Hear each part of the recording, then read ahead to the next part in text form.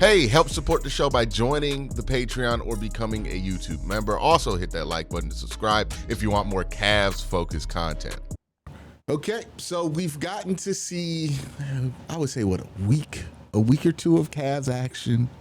There are some concerns. There are some growing pains that are becoming very, very real to a lot of Cavs fans. And I always say this, right?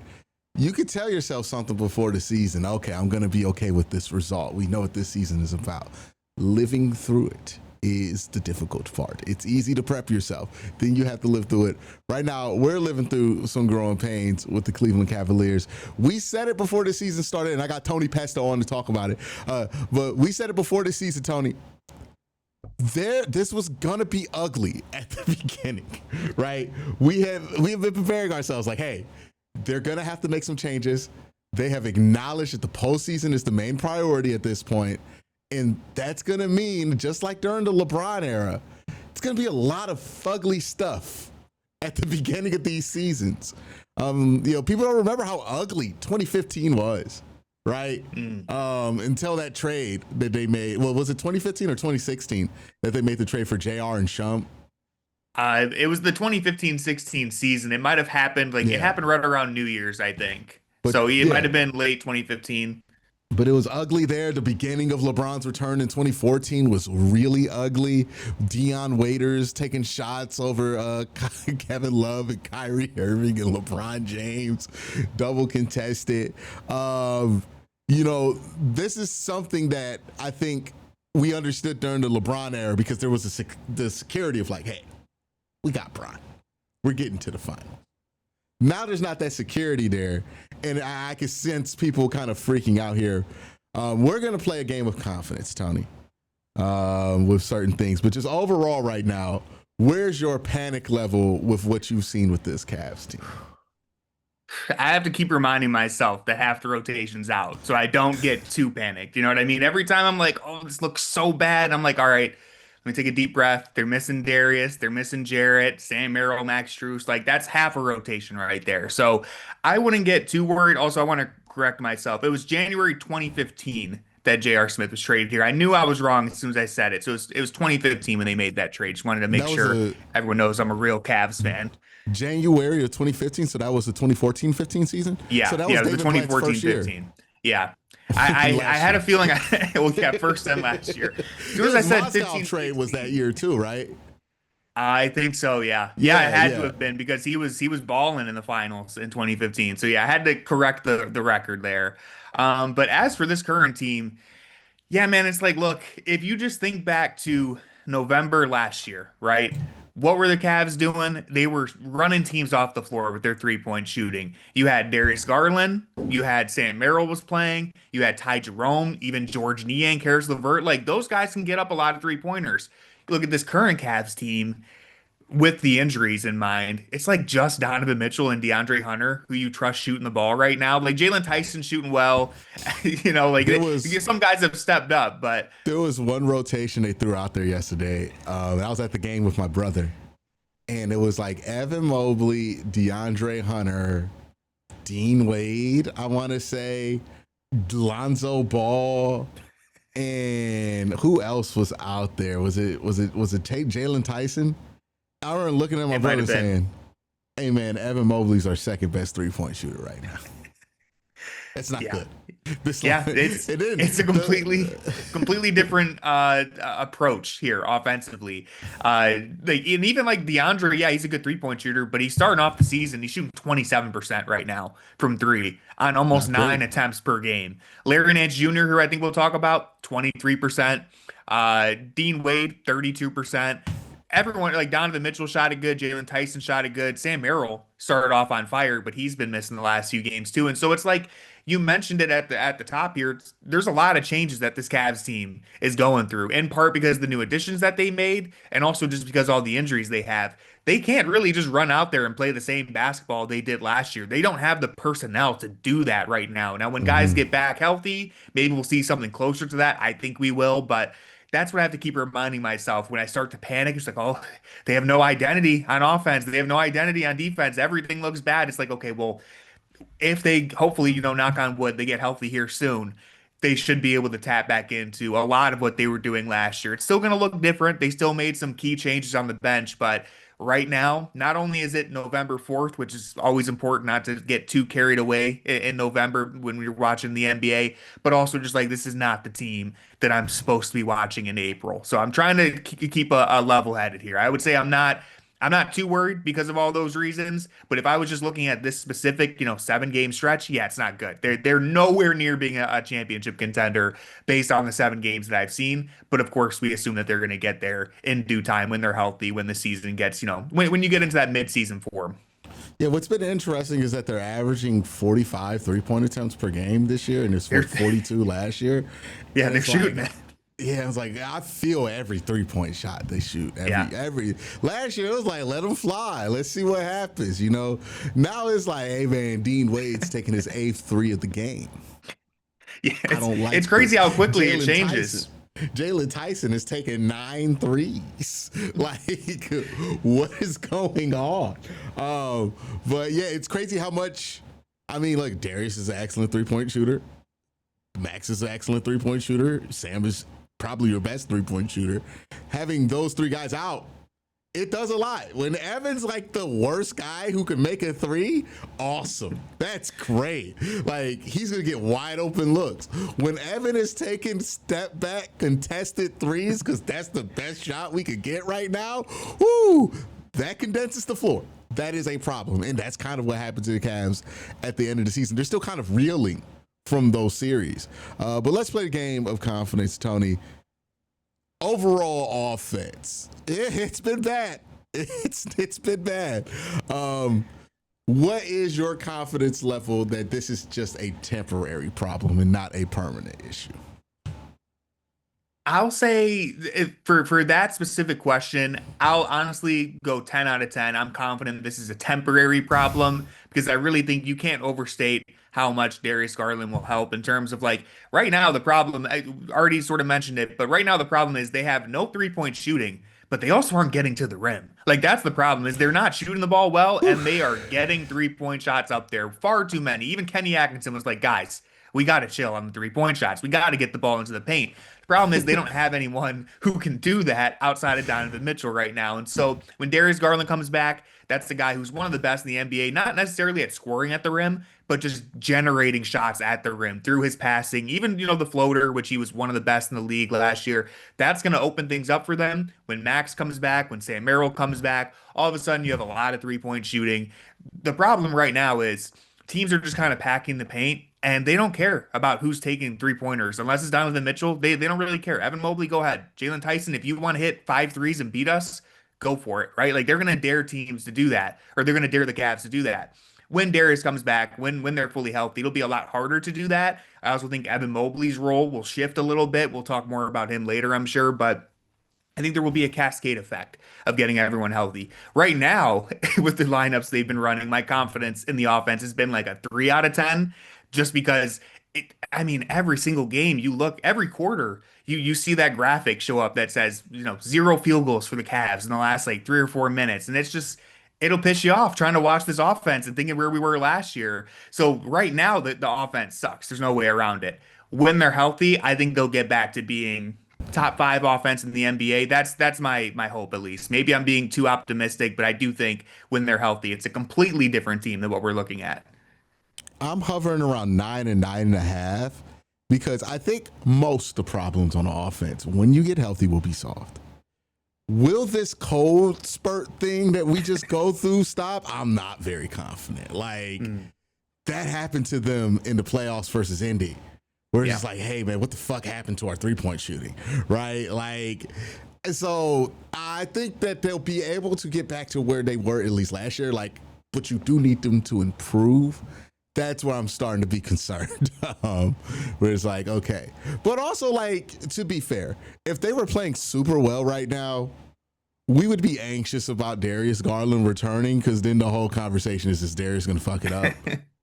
Right? Yeah. So, you got to damned if you do, damned if you don't in this situation. I think Darius makes a huge difference. I think, guys like Max Strus and Sam Merrill make a huge difference to how this offense looks. because it affects everything, right? Being able to space these guys out. Right now, they're shooting more threes than I think the championship Celtics did.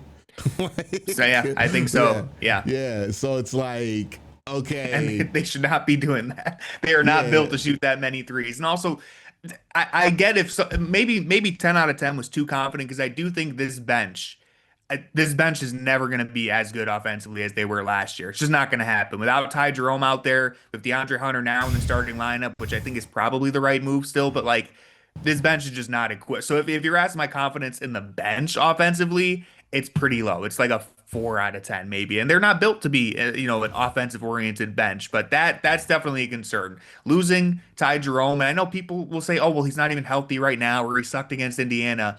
It's more so losing that type of player. Even if you had re-signed Ty Jerome and he was injured or he just wasn't playing like he did last year, that was going to hurt no matter what. If you get what I'm saying here, right? Not having someone who could come off the bench like Ty Jerome did and just score 15 points in 15 minutes, yeah, that's going to change your team. So I don't want to get like too stuck on, oh, they should have kept Ty Jerome, because the point is just not having that archetype of player anymore does hurt them, at least in the regular season. all right. Speaking of the bench, do we want to talk about these guys separately or do we want to do them combined? We can combine them, I think. The two new additions here. All right. How are we feeling about these Lonzo and Larry Nance minutes, man? Not as good as I thought I would. And it's early. It's real early. But Lonzo, he's been helpful. Lonzo has had some very helpful moments.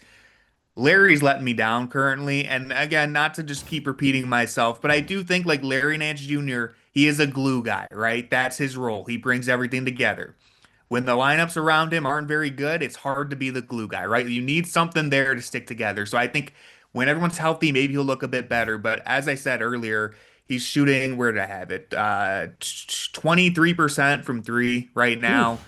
30% from the floor. It helps having another screen setter. It helps having a big who, can play minutes.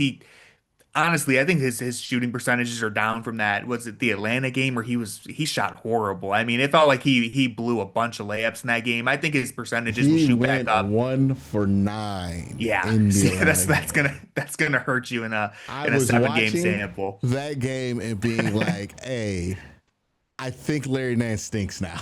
I really hope not, because some of those, I mean, those were plays where he used to dunk them, even just a few years Yeah. ago, and now he's just clanking layups. So He's I think just that'll smoking fix itself a little hooks. bit. I hope. I was like, That was damn, I don't demoralizing. usually like notice Jared Allen not playing as much as I noticed it today, because they got Larry Nance playing these minutes. And then Thomas Bryant came in there and jacked up 3 threes. What?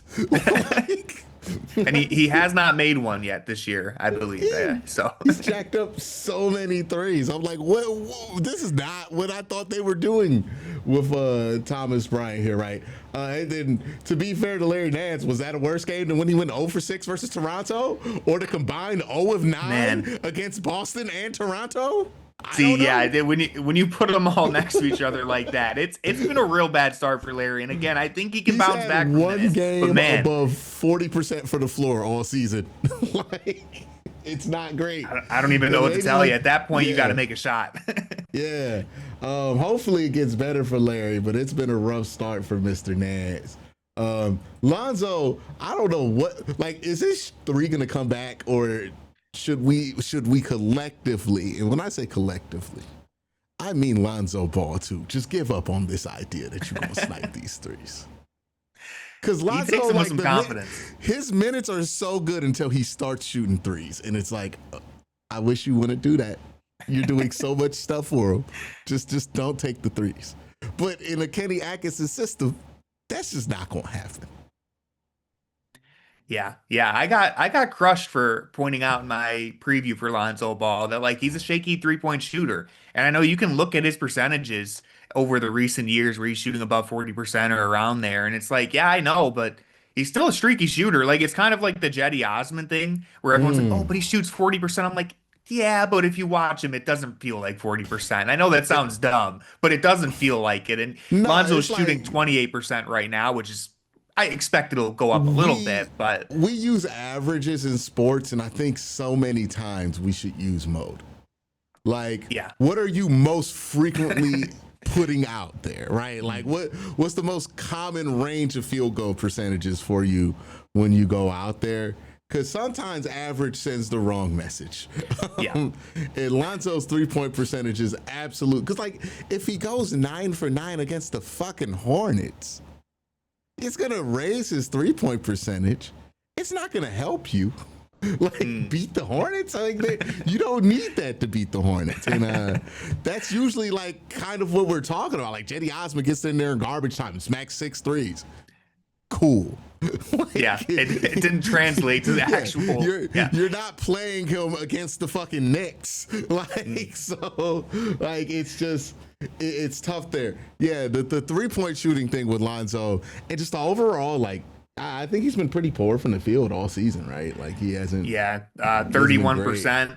He's and to be fair to him, like he shouldn't be out there to score. We all know that. He is a guy who, like, defenses are probably going to leave open, and I do think as the season goes on, he gets a little more comfortable. He'll be able to hit them at 35% probably, maybe even higher. Maybe there's just a really cold streak, but like he is a guy who, if you leave him wide open, he can take them. I think he needs to reel in some of the heat checks that aren't really warranted right now. But if he's open, I trust him to shoot. I don't know how you heat check it when you're 0 for 3. Like, it's really impressive. I don't remember him playing like that before. It's not like I watched every single Lonzo Ball game, but I don't remember him just coming in off the bench and pulling up from the logo. That seems like maybe a Kenny Atkinson. That's a Kenny let it fly type of thing. Yeah, that is a Kenny Atkinson. Like Thomas Bryant coming off the bench shooting 6 threes. Yeah. That's Kenny Atkinson right there, for better or worse, right? Like, because he got Evans' 3-point shot to be better. Donovan's been a much more efficient player. But then you get nights like this and you're like, oh, the Kenny Atkinson. That's the thing with Lonzo. I don't know if I'm going to go full. He needs to be in Jared Allen, like, shot go territory, where Jared Allen only takes a shot if Jared Allen got to take a shot. Right? Yeah, pretty much. Like, opportunistic shots only. I don't want to put him fully in that category yet until we get later in the season. But it's trending towards, we only need you to shoot when you have to shoot. Like, right now he's taking about 7-8 shots a game. Probably need him to take 2 less shots. And honest to God, only open threes. He does. Yeah, he's never been a contested 3 guy. If he hits a couple open threes in a row, go ahead. Take the third one if you want. But right now he needs to reel it back in, because he does do so many things that are helpful outside of scoring, right? Like, I thought against Atlanta, he didn't score the ball at the end of the game, but I just thought having him out there as a playmaker really opened things up for the Cavs. Like, I thought all of a sudden they were getting good looks, and more often than not, it was starting with Lonzo Ball initiating the offense. And so defensively, I think he's been good. He's a plus rebounder in the backcourt, which they haven't had. There's a lot of good things about him. It's just the offense. I knew it was going to be a little bit of a worry entering this season, and it hasn't looked too good so far. And I do think, again, when Darius comes back, when they're healthy, you probably rely on him a little less to score. Maybe he falls back into taking a few less shots per game, playing more. Like, if he's playing next to Darius Garland, I don't know if he's taking as many 3-pointers as he is right now. Maybe he's dishing the ball a little bit more. Yeah, we'll see. But yeah, whatever we're seeing with Lonzo right now, I don't think it's the complete puzzle of what they're trying to do with him. Who else? Oh, the defense. Where are we concerned level with the defense? I'm pretty high here. I think I am. Yeah. I'm as concerned as you could be. I expected the defense to give him a little bit of a floor here at the beginning of the season, and there's no floor. There's no floor to this defense right now. Like, they have a defensive player of the year. All I hear about from Twitter is how bad Darius is at defense. And if we just swap them for somebody else or don't have Darius on the floor, we're a way better defensive team. We are, like, I don't know what our defensive rating is, but I imagine it's not very high. We feel like one of the worst defenses in the NBA right now, like, when I watch them. Where are you concerned with that? And then do you think that getting back some of these pieces that will help them offensively will fix things defensively? Because that's the one thing that people aren't going to be super optimistic that Darius Garland is going to fix. That's why my concern is high, right? It's because not only is the defense really bad right now, but like the guys you're missing aren't really known for their defense. Like I'll give Max Strus some credit. He's a good defender. I think Sam Merrill was playing good defense at the start of the year. And I think Darius is going to fight hard, but oh, sorry, my dog is moving the whole setup.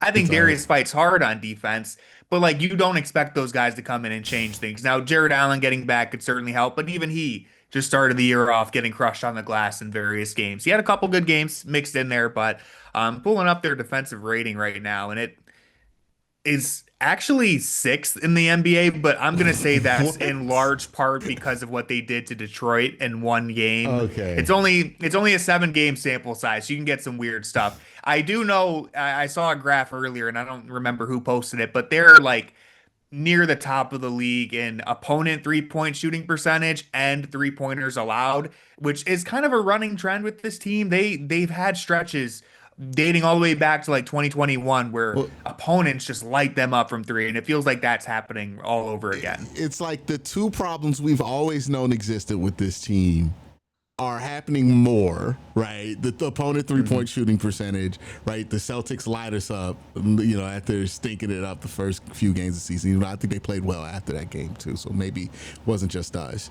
The rebounding thing, we know that's been an issue. Yeah. We are so like they can just drive on us right now, and that's where I'm like, Dean Wade is playing 24 minutes. This defense should not be this bad. Like, Yeah. like we're getting 24 minutes a game out of Dean Wade. Like maybe DeAndre being in the starting lineup is creating more holes here. I know Jared's been in and out, but even when they've had everybody that you would expect to have defensively, they've given you one game where they've tightened up. Everything else, I mean, like sometimes it just feels like our instincts on these rotations are just so bad. Like we're always leaving a corner three open because we're trying to like pick a passing lane, but we're not picking enough of these passing lanes to be dangerous. Like I think with Jalen Tyson, whatever he's doing defensively, it's not working. And it's just, I don't know. I don't know how that one gets fixed other than like you just shouldn't be this bad. You have a defensive player of the year. Things just get better over time, right? Like that's the only thing I can imagine because it shouldn't be this bad. Like if they're this bad right now and they're not playing their undersized guards, like, wait till all three of them come back. Like it's not like That's why it's worrying. Yeah, it is. Like, what do you think is going on here? Like, is there like are we just seeing the gradual decrease of defensive emphasis going away from JB to Kenny? Or is this a lack of focus? Or is this just like early season madness on the defensive end? Like, what do you think is going on here? Because they shouldn't be this bad defensively. Yeah, I'm sure it's a combination of all those things. I mean, man, like as you were saying, this is the lineups that are out there now. We know are going to suck on offense, but they should have given us a floor defensively, and they haven't. I think someone like Jalen Tyson is a good example. I think recently his defense has looked a lot better, but I mean, in various games to start the season, it's him, it's Craig Porter Jr., it's multiple guys across the roster just going gambling for steals, playing hard. They're running all over the place, but they're not in the right position. They're not rotating when they're supposed to. They're a step behind or they're overhelping in certain areas. And that's where you're getting burned in the corner 3-pointers, especially. And Kenny Atkinson has talked a lot about this, and teams across the NBA are trying to do this.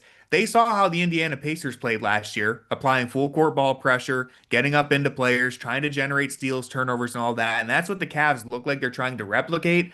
The problem is, you just might not be a team that has the personnel to really do that, right? Even when you're fully healthy, like Darius Garland, Sam Merrill, Max Strus, like they can be good defenders, but they're not picking the ball up full court, right? And you don't want to exert Darius or Donovan to do that. You can have Craig Porter Jr. come in and try to play like that. Jalen Tice can try to do it, but what's happening is they're getting behind the ball, and then they're getting into rotation because they're getting beat off the dribble, and that just sends the whole defense into disarray. And so, when fully healthy, what I would like to see them do is honestly get back into what JB did with this team is, hey, we're not going to switch too much, right? We'll switch if it's necessary, but we're for the most part, we have two great defensive bigs.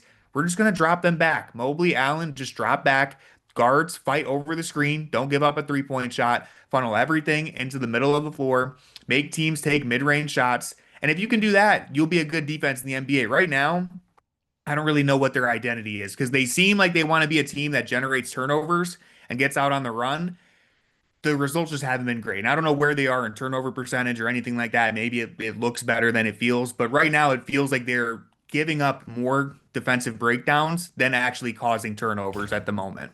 Would a defense feel better if we're better at making shots offensively? Like, would this strategy feel like pay out if they actually could like capitalize on it? It should help. I don't know if that's a trade-off you gotta make. Yeah. Like offense and defense always bleed into each other, but like there's definitely some systemic issues with the defense that even if you were playing better offensively, like you're still going to have those issues on defense. It'll help, but it's not covering them up completely. like if you have like, because my thing is like if you have Mobley and Allen, you know what your defensive identity should be. Why shift it if you're not planning on moving either player? And it doesn't seem like they're planning on moving. Let's be honest here. It would be Allen that gets moved, not Evan. So it's like, why switch up to try to like catch up with the Joneses when you already have something that works? Because like, how much better are you going to be at that than just playing good defense the way you've been playing good defense? You know, like that's kind of like. Sometimes, like with Kenny, I'm like, oh man, it feels like he's sometimes he's doing something, and you just gotta let him cook. And it's like, okay, Sam Merrill came out and he looks wicked to start the year. Cool. My bad. I didn't mean to doubt you, Kenny Atkinson. Sometimes it's like, hey man, please get out this 3-2. Please get out this 3-2. Sometimes you got to turn the stove off. No more cooking. It's done. We're good enough. Maybe it's the personnel thing right now because of the injuries. Maybe he's like, all right, Craig, Tyson, like the guys I'm playing, I'm gonna try to have them get after it when they're fully healthy. We'll revert back. But yeah, I'm not loving the decision so far. I'll hear Kenny out, but if we get to December and it still looks this bad, hey man, you were a top 10 defense last year. I know the defense like was a huge concern, and trust me, it was bad against Indiana, but you were 8th in defense last year. I don't think they're going to remain 6th where they are currently if they keep playing like this. Again, I think that's just a weird sample size thing. Yeah, I would argue it looked bad versus Indiana. They were just making it. Oh, yeah. They were also on fire. Yeah. Yeah. It was a combination of both. Like sometimes you just got to be like, hey, man. They not gonna do that shit again. Like, and then they just kept doing it. Like, I could understand like being like, nah, if we play them again in a playoff series, there's just no shot they're gonna be that fucking hot again. Like, now, like, if they were gonna do anything to address stuff, I would wish they would do something to address like the 3-point shooting thing, because it does feel like we are, for whatever reason, teams get back 3-point shooting performance. I don't know why that happens. We've thrown out, maybe it's the lack of length, and then now they have a ton of length, and it still happens. It's like, maybe it's just our luck. I don't know what it is. I'm sure somebody's gonna blame this on Evan Mobley somehow. Like, but it is one of those strange things about the Cavs, right? The rebounding thing is not strange to me. I'm like, well, we're just not a very large team, right? Like, we might have length now, we're just not strong, right? Like, we don't have a ton of pound for pound strength. We got Donovan Mitchell, who pound for pound, usually the strongest guy out there. And then maybe DeAndre Hunter when he's feeling like being strong. And then, you know, Evan maybe, and Jared's not really that kind of a center, right? Like what we would do to trade him for Jalen Duren, I don't know. But like, or some big like that, right? Like, you know, I think that's a big problem for him. So the rebounding thing, I'm like, okay, you just got to live with that. The 3-point thing, I don't know if you can live with that, because that's been the thing that's bit you in the ass, right? If we talk about this playoff thing, right? Yeah, the rebounds matter, but it's like they're making so many of these threes off second opportunities. Like, and it's always never like, okay, you gave up a layup, You fouled him. He made one foul shot. It's always wide open corner three. Always. Because of how this defense specifically just breaks down right now. And it's killing. It is destroying every lead they get. They started that Atlanta game going up 20. And that lead evaporated by the end of the quarter. Mm-hmm. It can't be that bad. like, it just can't. Now, when you got the reigning defensive player of the year on the court all season, is Evans' game defensively not been the same since they've been asking more from him offensively? Like, has that been a sacrifice of the Evan Mobley agenda? I wouldn't say it's been a sacrifice. I do think he has looked less impactful, especially like the first half against Atlanta. I actually thought he had a bad defensive first half. There was a couple moments where it looked like he was just kind of standing around watching, which I don't normally see from Mobley. But I would say it's more so just the fact that like the team in general, the defense is so bad that it's going to bring down the way Mobley looks in terms of defense too. And he's doing more offensively, but I really think the biggest issue is, the two things that always bite them happen to be biting them right at the same time. And they kind of go hand in hand, right? If you're giving up offensive rebounds, we know that's where teams get often their highest quality 3-point looks is off the kickouts. And so really, I think if they can win Jared Allen's back, if he actually locks in, because the rebounding is good when Mobley and Allen are on the floor. It's actually, forget what percentile it's in. Justin Rowan posted it recently. It is good when those two are on the floor. It always falls apart when it's only one of them. And to me, yes, Allen and Mobley both have their games where they're not rebounding well. That happens and not acting like they're the best rebounding duo in the league. But they're usually, it usually breaks even. Yeah, one usually has like 14 and like the other one has 7, right? Yeah, they're the larger like issue. Yeah. Oh, go ahead. But they're never getting as beat in the rebounding margins as you think they're getting beat, right? And sometimes it's just because like the big demonstrative rebounds we're not getting. Mm-hmm. That's just not who we are. Yeah. Exactly. And it's like you're going to have those games where Allen and Mobley get beat on the glass because, again, they're not Jokic level rebounders. They're not the top of the top. The bigger issue to me has always come down to, all right, you might get beat on the glass a little bit in the center position, but it's always when the backcourt players destroy you, right? Like against New York, Karl Anthony Towns had 11 rebounds against us. That's good. Cat, he's going to get rebounds. That's what he does. OG Anunoby had 14. Same thing happened against Boston. I think Keita had 13 rebounds. All right, that's their center. He had a big rebounding game. He beat Allen and Mobley. Josh Minot, who I think he was playing starting small forward at that time, had 13 or 14 as well. It's like that's where you're getting killed. When the bigs aren't winning and the backcourt is getting crushed, that's where it's that cascading effect where, all of a sudden you're giving up so many threes because no one can get a rebound. And so Mobley and Allen certainly have to be better on a more consistent basis. But it always comes down to the backcourt. And even DeAndre Hunter, it's like, you guys got to get in there and crash. Because if you don't, like Mobley's not getting a rebound over 2 people. Jared Allen is not getting a rebound over 2 people. There are some bigs in the NBA who will clean up that glass no matter what, right? Like, it doesn't matter if the backcourt isn't helping them. Like, they're going to go get it. Allen and Mobley just aren't really that caliber of rebounder. So Donovan Mitchell and everyone else needs to get it. Yeah, that's not their game. They've never been that. And if you're expecting that, if you're expecting Jared Allen this many years into it to all of a sudden just become a beast on the glass where he's knocking people out the way, that's not going to happen. You need the backcourt to chip in here, or else the dam falls apart. Yeah, we need to get Josh Hart in here. Essentially, but it's like the thing what I say is like, look at how some of the top rebounders in the NBA are built and ask yourself if they are physically built like Jared Allen and Evan Mobley, right? That they're gonna, like, Jared Allen is a great rim runner, right? Like somebody who can run coast to coast, get a lob, get some blocks, right? He's not gonna be he's not Charles Barkley, right? He's not built like Charles Barkley. There is a certain level of size, maybe not height, but size that is important there that they just don't have right now, right? And length ain't gonna solve all that problem, right? Like, again, I think the reason you can't rebound well is pound for pound on every lineup that Donovan Mitchell is on. He is the strongest guy on the court. And when he's not on the court, who is that guy? Like, who is it? Max Strus? Like, you know, I guess maybe Jalen Tyson now. Like that's where he can impact the game, but yes, you know, that's you prefer it to be a 7-footer.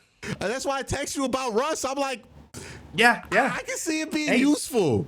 Like, I can really see it being useful. Like, I know he's with Sacramento, but he's probably going to be like a buyout or something. Like, I don't even know what his contract is right now. I have no idea what they gave him. I imagine he'll be available. Like, if you really want Russ. Yeah. Like, and like, you know, the thing that you get with Russ is Russ strong. Russ real strong. Right. And he's got a motor, right? Like that's the part of it with Allen and Mobley. While yes, they don't have the size either. Yeah, they're not crazy. That's the problem. Is they're not like Russell Westbrook. If you met like every team over the last like 5 years to try to convince themselves that they'll be the team to like harness that Russ energy correctly, and they got burned by it. So I don't want to make the same mistake.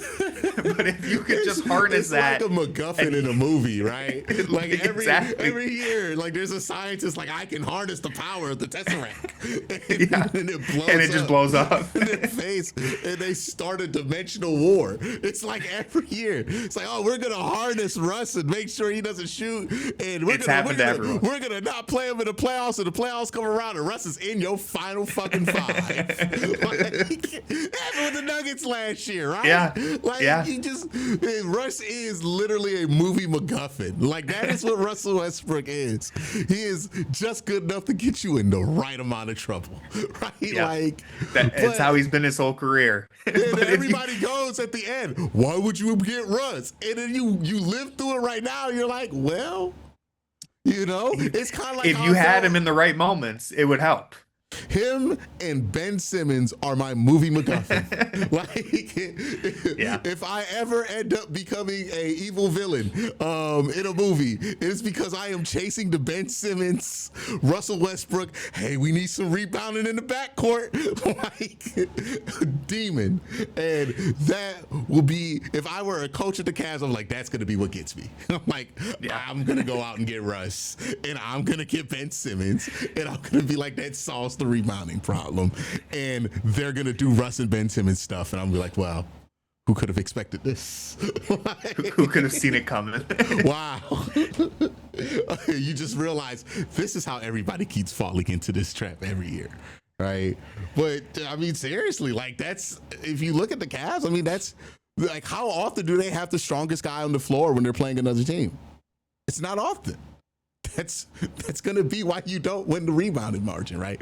Who wants that rebound the most? We don't have a lot of like, and I hear how this gets categorized, right? Where it's like, oh yeah, the Cavs are soft because they don't have enough crazy people on the team or people who get in trouble off the court. But you don't need to be in trouble off the court to get rebounds, right? You don't have to be a complete asshole to get rebounds. Yeah. You can like Pokemon and get rebounds. Yeah, like Jared Allen, he can have all of his nerdy hobbies and still be a good rebounder. Hey man, it's some dudes that are like that, right? We don't know what James Johnson, what's his name? James Johnson? The way everybody's afraid to fight. We don't really know what he's into, right? He might like anything. Like, you know, those dudes who like anything, because who gonna beat their ass, right? Yeah. But yeah, I think it's more of a, like, Jared Allen is just not strong enough to be the kind of player y'all want Jared Allen to be. You know, our backcourts, our guards are nice, but they're not strong. And when Jared Allen is that, and then you compound it with like, hey, Sam Merrill's not going to be the strongest guy in the backcourt. You know, neither is Darius Garland. And, you know, Dean Wade, he ain't got that in him, right? Like, he's not, he can get a rebound, but he's not that kind of guy.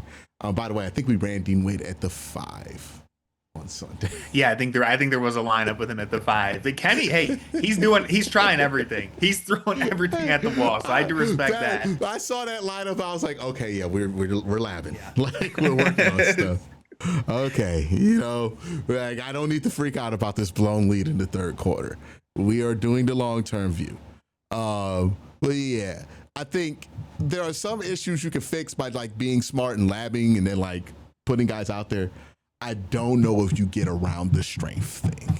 Like, I think that's just going to require a change in personnel, either in who you have in the backcourt or who you have in the front court. I think that it gets boiled down to you can't have two small guys in Darius Garland and Donovan Mitchell. It's like you can if you have a complete beast in there rebounding at small forward, right? Like, or if you have a giant, like if you have a Zubac or something like that as center, it's like, okay, you got a big body in there that can get a bunch of rebounds, not have these second chance points kill you. But I don't know if we can live with both of these things at the same time in the playoffs. I think we got to pick one of these struggles, right? Which is going to have an effect on the team overall, right? Like if you do replace Jared Allen with somebody less mobile but more capable of rebounding, your offense is going to be a lot slower, which I don't think a lot of people are like willing to accept at this point. But you know, if you replace some of your 3-point shooters with bigger guards who can rebound, you're not going to make as many threes. Yeah. That's what we're seeing. That's what we're seeing with the like Lonzo Ball trade. Your offense is going to look a lot more like this than you would want to. There's going to have to be a trade-off there if you want to solve that problem. But that's the only thing I watch when I watch the Cavs, where I'm like, I don't think they can solve this with the current personnel they have right now. Yeah, that would be if I had like an early season overreaction, being like too worried about something in November where the team is injured. It would be that. Is my question is like, did they trade off their historic offense last year to be a team that right now actually looks worse defensively? But even if they were just like slightly better defensively, would that be a trade-off that we would want? I almost, my early season overreaction is wondering if they should have just leaned all the way into that offensive identity they had last year, where it's like, all right, yeah, we're not the biggest, strongest team, but we're just going to shoot you out the gym. And Jared Allen, Evan Mobley, they're not going to dominate the glass every night, but they can keep it close enough to where as long as we're outscoring you, you can't keep up. Because they do have good defenders. They don't have big guys who are going to beat you up or anything like that, but they do have good defenders. They have the defensive player of the year. They have guys who fight hard in the backcourt. If you're a really great offensive team, you might be able to stitch that together and compete. Right now, it looks like they traded a lot of that offense, which, you know, again, a lot of guys are injured, so I think that'll look better in due time. But I am worried that they leaned away from that identity, and the trade-off that they're getting on defense so far isn't worth it. So I'm hoping that when they're healthy, that offense gets back to somewhere close to where they were last year. It's not going to be, you know, one of the greatest offenses in league history like it was last year. There was a lot of, let's be honest, some luck that played into that with the 3-point shooting variance that we're going to see on a year-to-year basis. But I do think there's core fundamentals of that offense that they can replicate when they're healthy. And then defensively, if this trade-off starts to pay off a little bit, then maybe we do get to a point where I'm like, all right, I see the vision. This is going to help in the playoffs. But right now, it's hard not to be worried. I know it's just November, but it's hard not to be a little concerned. Yeah. I mean, the NBA's weird. We thought the Knicks were having their worst regular season they've had in quite a while, and they get to the conference finals. Thought the Pacers looked pretty bad during the regular season. They get to the NBA finals. You know, it's about when you get hot, what time it is. And maybe like that internally, I just got to accept that it's like, hey, if I want them to get hot in May and June, I just got to live with some cold months in the wintertime, right? I wish the Cavs were better at winning these games when they're not shooting amazing. But what kind of sacrifices does that entail to be a better team at winning these kind of games where you're not shooting well, when that's not really who you're trying to beat, right? You're not trying to beat the Detroit Pistons, right? And I do think we figured out one thing.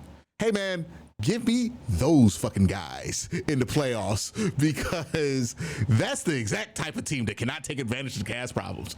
They cannot shoot. And like, if we learn one thing, if you are a team that can shoot threes, that's a problem for the Cavaliers. The Boston Celtics, if you're just willing to shoot them, if you are not willing to shoot those threes, ooh, we got it. Yeah, but we'll be fine. You are not in danger of losing to that team. So yeah, now at least we have a better idea of who we match up better against, right? But You know, there's only one Detroit, right? There's only one team that really. There's not a lot of teams like what Milwaukee is another team like that won't take threes, don't take a ton of threes. They might they put some shooters around Giannis this year. I don't know how long it'll stand, and I don't know exactly where they rank right now. But like I'd be careful with Milwaukee. They could get some shots up. They've looked really good to start the year. Yeah, but it's Doc Rivers, so he's always gonna like just live something's and gonna go wrong, star, right? Like he's something will go wrong. He's gonna say screw all that, give the ball to Giannis, and then let Giannis jack up threes. And like, he's never won that one championship leaning on star power. He will never do anything else like when it matters. But yeah, it's going to be interesting to see how the rest of the season unfolds. If you want to catch up Tony and see more of what Tony thinks, or hear more, or read more of what Tony thinks, Tony, where can they find you? You can find me on YouTube at Tony_Pesta. I'm also writing for Fear the Sword and CAVS on SI this year. So really just follow me on Twitter, same at Tony_Pesta. You'll find all my stuff there. And I'm sure I'll be back on this channel sometime soon. So it's fun talking CAVS with you. And by the way, I finally broke the curse. The Atlanta Hawks Cavs curse. Every time I've been to an Atlanta Hawks Cavs game, they have lost. I was like, this is like getting in the figure four leg lock with Ric Flair. You got to reverse the pressure, right? So I was like, I got to see them in Cleveland play the Hawks, and then we should be good for the rest of the year. So, you know, I'm going to test it out. I might see them in Atlanta again. But it was funny because like every time I see them in Atlanta rolls them like just immediately, and it looked like the Cavs are gonna do this, and I was like, wow, it's really real. But appreciate Tony for being on. Make sure you check out all of Tony's stuff, follow him on Twitter and everywhere else. Y'all have a great day, have an even better night. Peace.